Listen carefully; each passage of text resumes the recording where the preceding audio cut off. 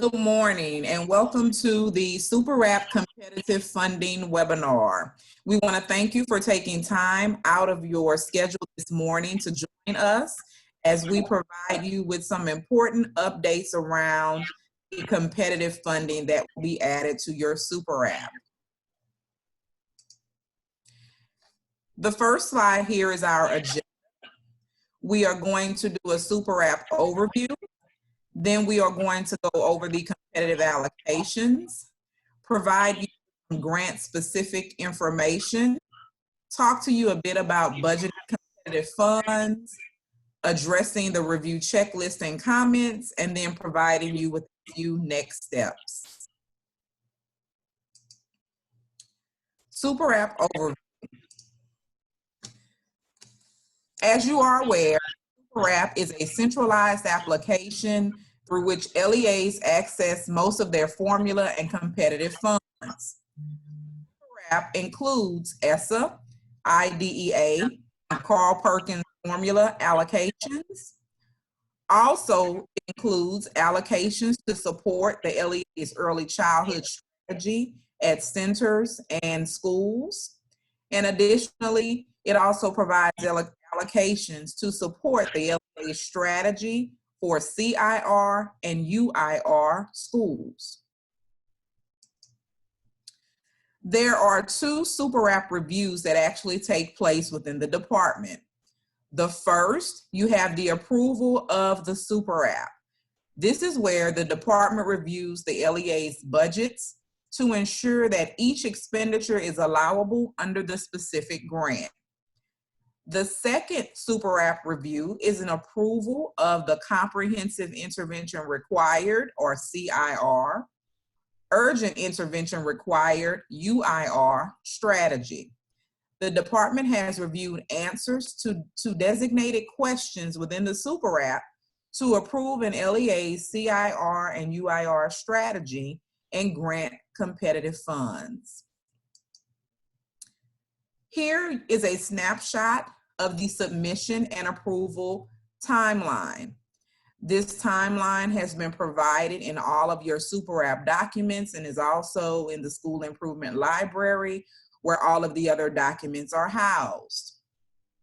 Please note that competitive funds will be uploaded to Super App, and school systems can amend their Super App to account for all formula competitive allocations by April 24th. This particular Super App period begins on July 1. Super App competitive allocations. The department has reviewed each LEA strategy for its CIR and UIR schools within the Super App and has identified the strategies that meet the established approval criteria. On April 21st, the department provided notification of awards to school systems via the Super App approval, funding, and implementation summary document. By April 24th, the department will upload competitive allocations to Super App. In addition, LEAs will receive funding previously awarded as part of a multi-year SPDIG and TIF grants. These allocations will also be uploaded by April 24th. By June 8th, LEAs will amend Super App to account for all formula and competitive allocations.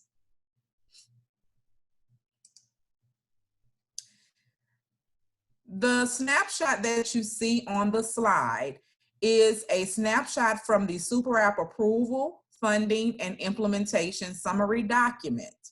This document was emailed to school systems on April 21st and provides 1, the results of the department's review of the proposed CIR, UIR strategy and request for competitive funds. 2, eligible expenditures for any awarded funds. And 3, recommended steps for the implementation of an approved CIR, UIR strategy. Please note that on this document, you have 3 columns. You have the review that took place, which was the CIR-UIR academic strategy, the early childhood quality, UIR discipline. Then you have the status of that review.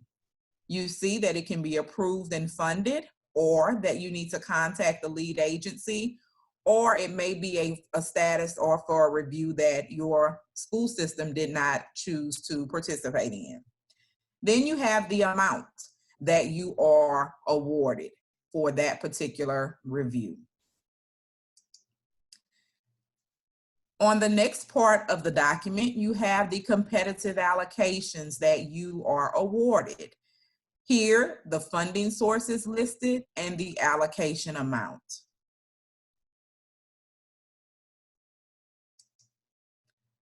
Also on the document, LEAs can decide how to use their allocated funds toward these allowable expenditures. So in this portion of the document, you see the corresponding question that was in Super App and the eligible expenditures that apply or align to those particular questions.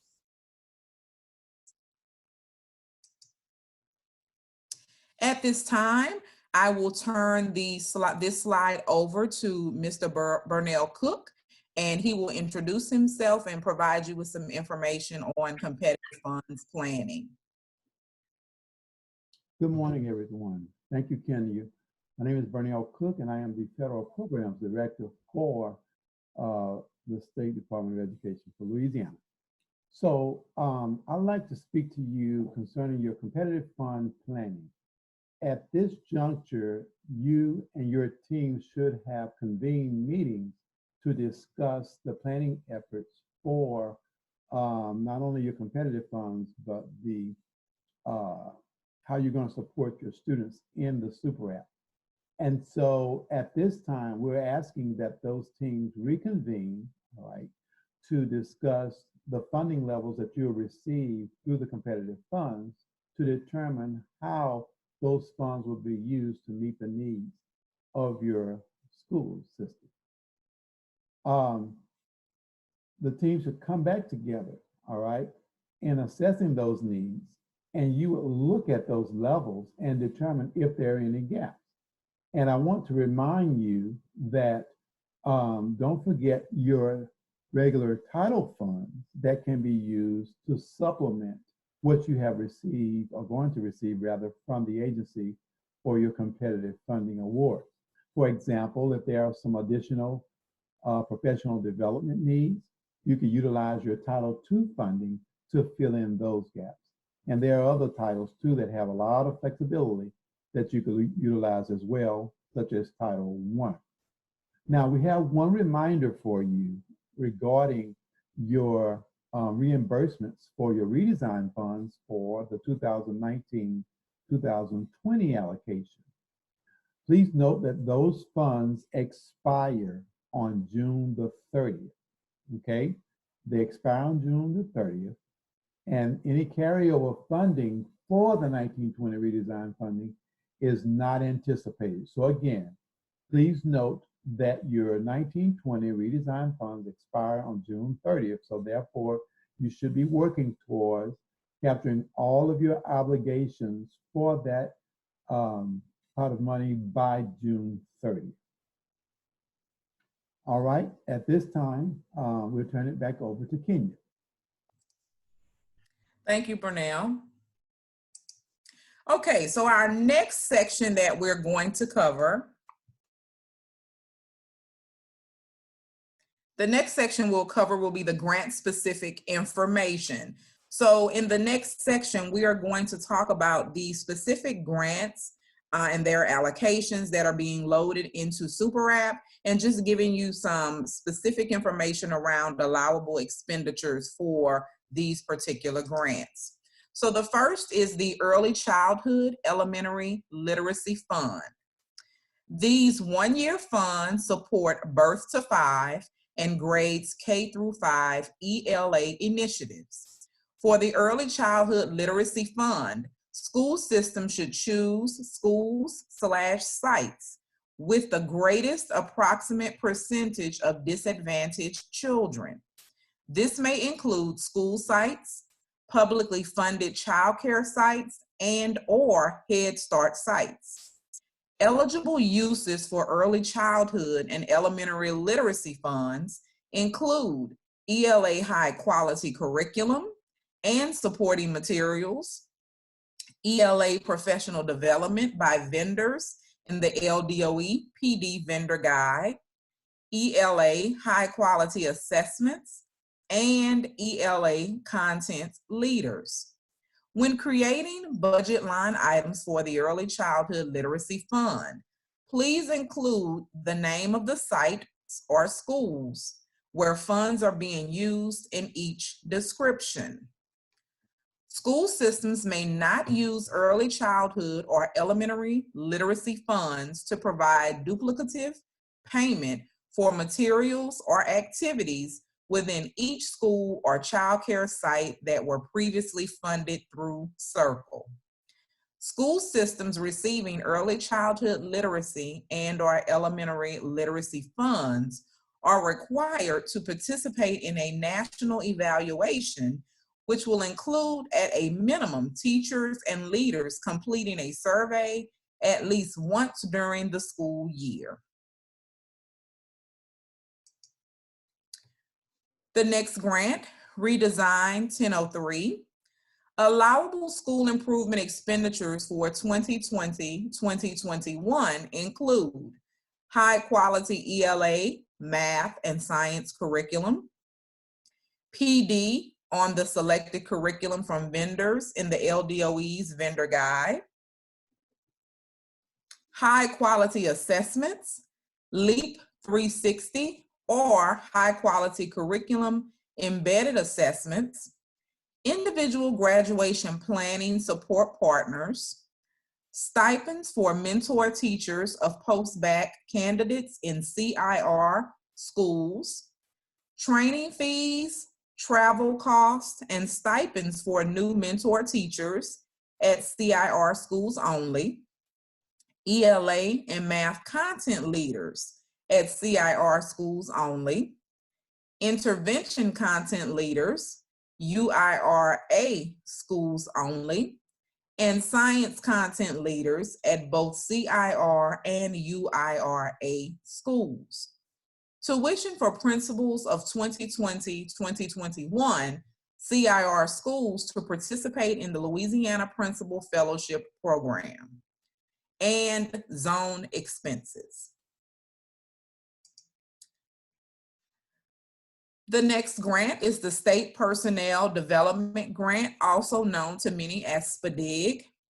For the continuation grants, SPDIG grants can support the following strategies in approved CIR UIRA plans: grades 3 through 5 ELA PD, grades 3 through 5 ELA coaching, ELA content leaders, intervention content leaders. Discretionary grants for SPDIG UIR, these funds must be spent only at UIR SWD schools that serve grades 3 through 5. SPDIG discretionary fund may be used to support Tier 1 curriculum focused ELA PD by vendors in the LDOE PD vendor guide in grades 3 through 5. Funds may also be used to provide ELA content leader training, redelivery, or intervention content leader training to teachers that provide ELA instruction to students with disabilities in grades 3 through 5. Striving Readers Comprehensive Literacy, or SRCL. These one-year funds support birth to 5 and grades K through 12 ELA initiatives. Eligible uses for SRCL discretionary funding include ELA high-quality curriculum and supporting materials, ELA professional development by vendors in the LDOE PD vendor guide, ELA high-quality assessments, and ELA content leaders. School systems who receive SRCL grades K to 5 funding will have funding loaded in EGMS in 2 buckets: Circle K-2, and Circle 3-5. This funding was loaded into EGMS proportionate to requests in these grade bands. School systems will have the flexibility to redistribute these K-5 funds between the two buckets, K-2 and 3-5. Please send an email to the LDOE Grants Help Desk by Friday, May 8th to request a redistribution of these funds if an immediate redistribution is desired. For the Circle Birth to Age 5 funds, school systems should choose school sites with the greatest approximate percentage of disadvantaged children. This may include school sites, publicly funded childcare sites, and/or Head Start sites. When creating budget line items for Circle Birth to Age 5 funds, please include the name of the sites or schools where funds are being used in each description. School systems receiving Circle funds may be selected to participate in a national evaluation, which may include teachers and leaders completing a survey. The Teacher Incentive Fund, or TIF. The following TIF allocations will be uploaded to the Super App on April 24th, 2020. Talent Pipeline Lead and Teacher Leader Summit. The following TIF allocations will be uploaded to Super App in the fall of 2020. Principal Fellowship, Mentor Teacher and Undergraduate Resident Stipends, and Fringe will not be included. Allocations for school year 2021 performance and demand-based compensation systems will be provided to LEAs in an application separate from Super App later in the fall.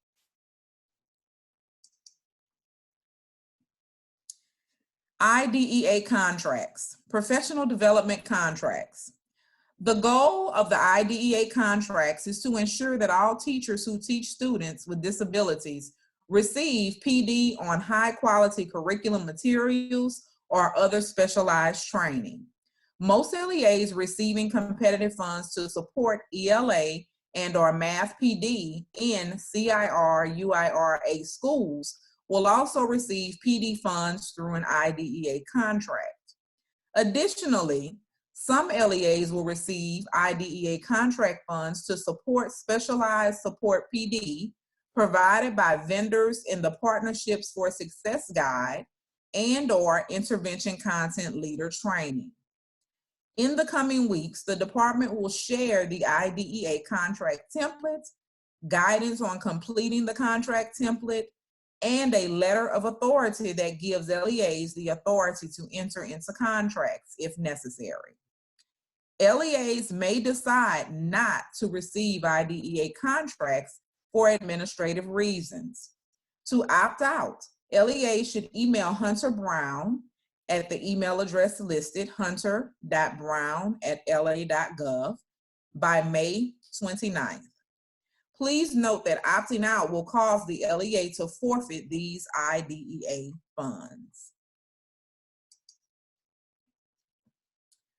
Now, for the second half of the webinar, I'm going to turn things over to Mr. Randy Littleton, and he will introduce himself, and he will discuss with you budgeting competitive funds. Thank you, Kenya. Good morning, all. Thank you for the time that you are allowing us to share this information with you. As Kenya pointed out, we will be releasing competitive funds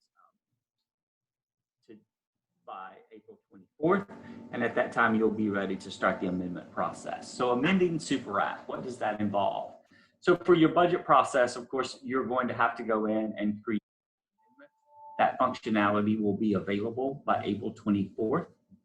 In the admin section, once you open the application, the first thing you'll need to do is go in and unlock pages that require any changes. So if you remember, in the admin section, on the application functions tab, if you click there, then you will see the unlock.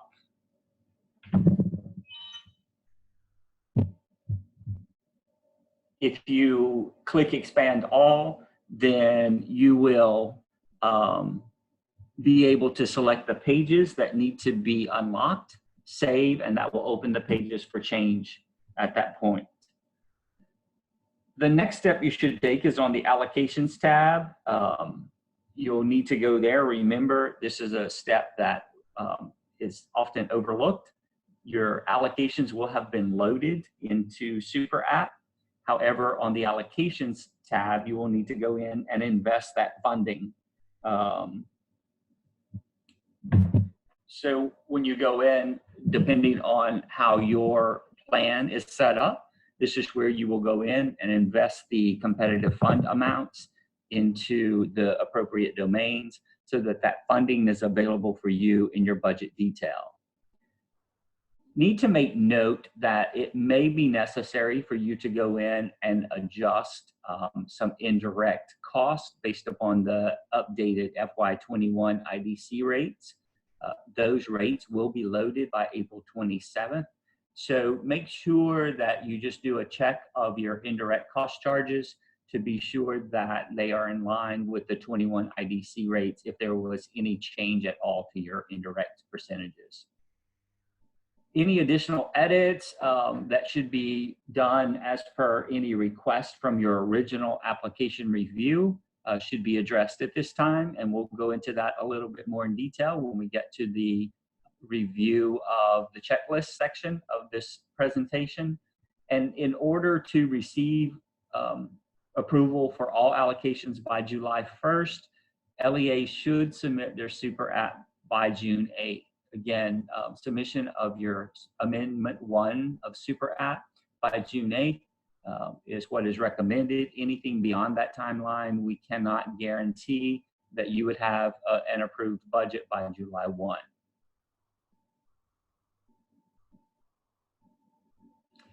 This chart provides a just quick visual of the distribution of the competitive funds across domains.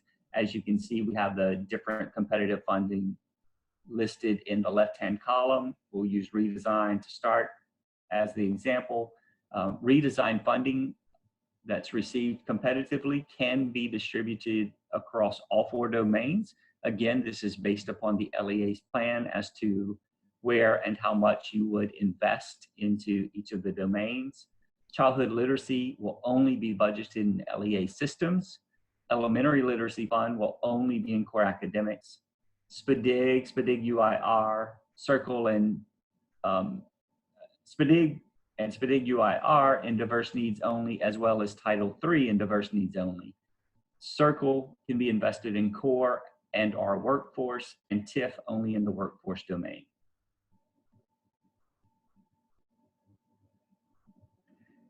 So here we've given you a screenshot of the allocations page. Again, just a reminder, on the left-hand column, far left, you will see listed all of the competitive funds that are available.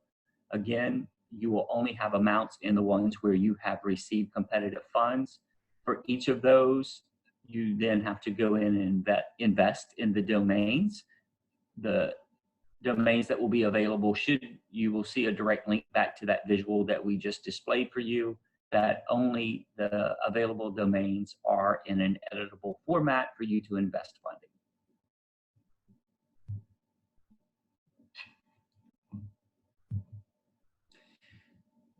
This is the chart for the period of availability of funds in Super App. This just provides you the funding period so that you will know the funding period for each competitive funding source. Redesign 1003, the funding period is actually 4/21/20 to 6/30/21, which means that you can incur expenses from 4/21 through 6/30. Just note that you will only be able to claim those reimbursements beginning July 1, even though the availability starts on 4/21. And TIF, I would point out that it actually has a start date of 10/1 as far as availability. However, note that as we did in the 2019-20 application, there are pre-award costs that can be incurred back to July 1 of 2020.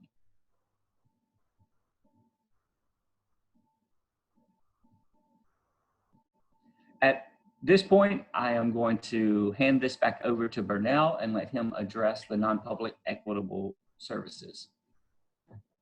Thank you, Randy. All right, so this particular slide concerning non-public equitable services really relates to your federal program directors in your school district. Many of them are familiar with providing services to the non-public. So we have some reminders here regarding those services. So at this point, everyone should have uploaded their intent to participate relative to each of the private schools which your school system is responsible for. And if you had any outstanding, I think there were notes made to some of you that may have left some of your private schools forms off of the initial submission, please submit those. And at this point, as we talked about, during the winter months, after your district received the intent to participate, you should have been in consultation with your private schools to discuss needs assessments and, for example, what the scope of services would be for Title I. All of that information would be noted on your affirmation of consultation and agreement. And so for this submission of your competitive funds, each of you should be uploading all of your affirmation of consultation and agreement for the private schools, again, for which you are responsible for. And as Randy stated earlier, with this submission, it is now time for you to compile and generate those budgets for the equitable services for all of your ESSA and IDEA programs. So at this time, you will have to complete your budgets for the equitable services for all of your ESSA and IDEA programs to be submitted with your budgets for your competitive funds. And lastly, we just want to make a note again for you to make sure that all of the Bloomfield Data approved nonprofit private schools for which your school system is responsible for, we're expecting to have a form uploaded regarding the intent to participate, as well as the affirmation of consultation and agreement. And if any of you have any questions regarding those two documents, feel free to reach out to our state ombudsman, who can walk you through exactly what is needed regarding this request. All right, at this time, I'm turning it back over to Kenya.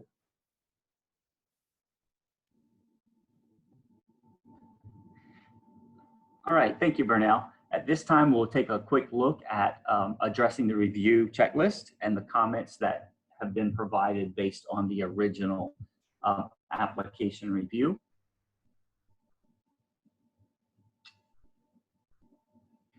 So we provided here a screenshot for you of the review summary. This can be accessed from the EGMS Access Select page. You would simply go in to press on Select, and to the right-hand side of the screen, you will see a review checklist. You will see a review summary button. If you click that, then this screen should open, and this we need that to address the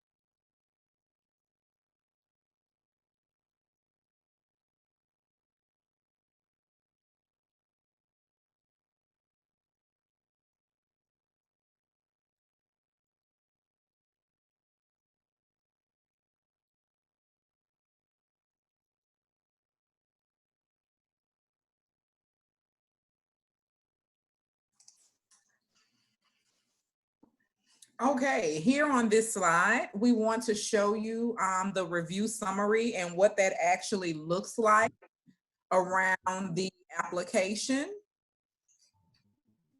Randy, you back? I'm back. Sorry for that technical issue, but once again, that's the technology. I think we can go ahead and move to the next screen. Okay.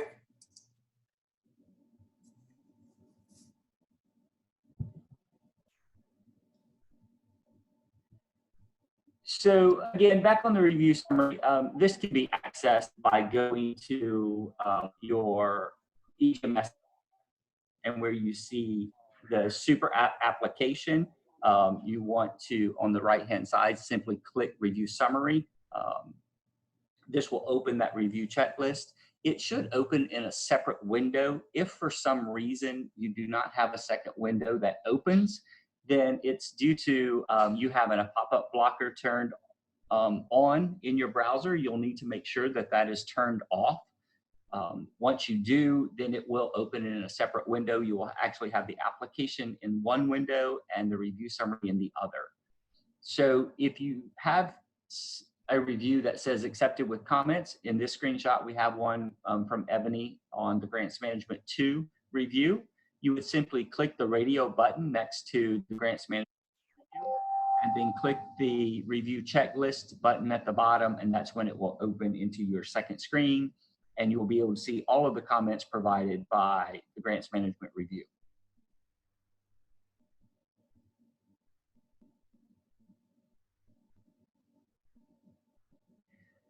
This is a quick screenshot of the final application review. It's done as a good overview. It's my recommendation, you always start here when you're looking at an application that you're wanting to see the comments, and or if it was returned for change, you need to see the comments. This gives a great upper level view by each section of the application.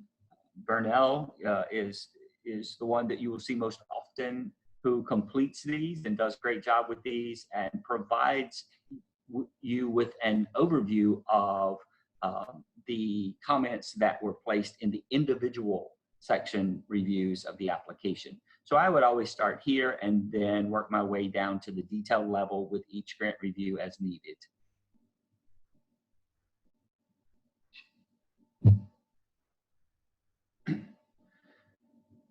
This is an actual review checklist. This happens to be the Grants Management Review Checklist for core academics. We wanted to just put this up so that we could go through a few comments so that you know what to expect when you look at a review checklist.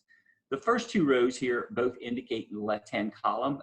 They are indicated as a yes, meaning that the reviewer felt they had enough information to deem this reasonable and allowable. However, they still need a little more information. The first example with Title IV and 600, the example used here was simply, they had enough information to know that you were buying some non-consumables such as computers and or iPads, but in those situations, we also need to know the unit cost. And the reason we need to know that is just to be sure that we have some indication that no property threshold is being met and that it should remain in 600s. The third row, the indication in the far left-hand column is a no. Anytime you see one with a no indication, that means that the reviewer did not have enough information to properly give approval on this, whether it was because it was not reasonable, not allowable, not coded properly, whatever the case may be. But when you see a no, this is where you will need to make sure the corrections were made.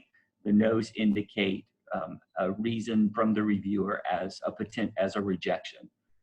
This could be a reason that your application gets returned. So when you're reviewing your comments from your original application, if you see a no in any of those checks, be sure that those are addressed. Otherwise, your application could be returned. Of course, then causing the application to have to go back through the review process.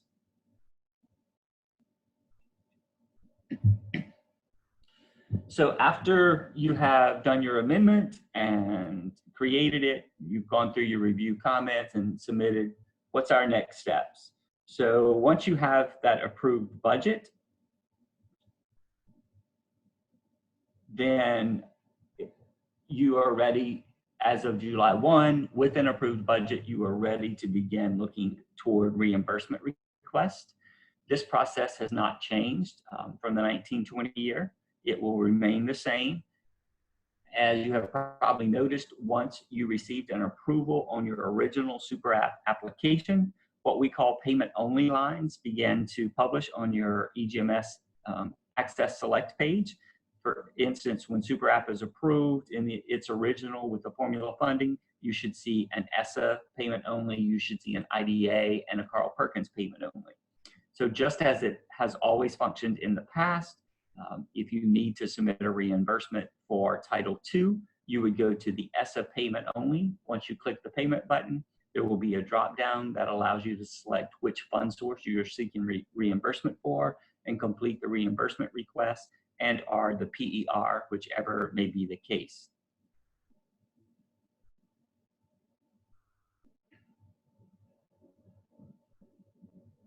At this point, I'll turn it back over to Ms. Kenya. Thank you, Randy, and thank you, Burnell, for your assistance this morning in providing the information to our school systems around the Super App competitive funds that are being loaded into their individual Super Apps. And we just want to let everyone know that the department is committed to providing support to LEAs throughout the process. So if you have any questions about anything that has been covered in the webinar today, please send an email to the LDOE Grants Help Desk at la.gov with Super App in the subject line. And that way we can expedite getting you a response to your questions. We want to thank you again for taking time out of your busy schedule, being patient with us as we have done this particular webinar virtually. And thank you for your assistance in just working with us and educating the children of Louisiana. Again, if you have any questions, please send them to the Grants Management Help Desk and place Super App in the subject line.